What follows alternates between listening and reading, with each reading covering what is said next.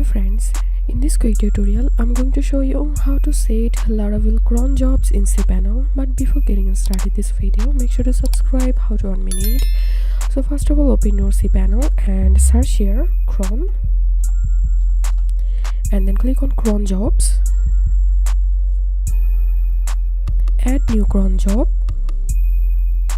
click on these common settings and select once per 5 minutes, and then here we have to put a command, and so I'm pasting the command here, and you will find this command in description below.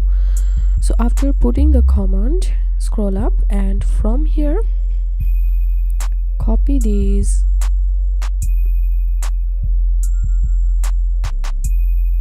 code and paste it here. Then click on add new cron job,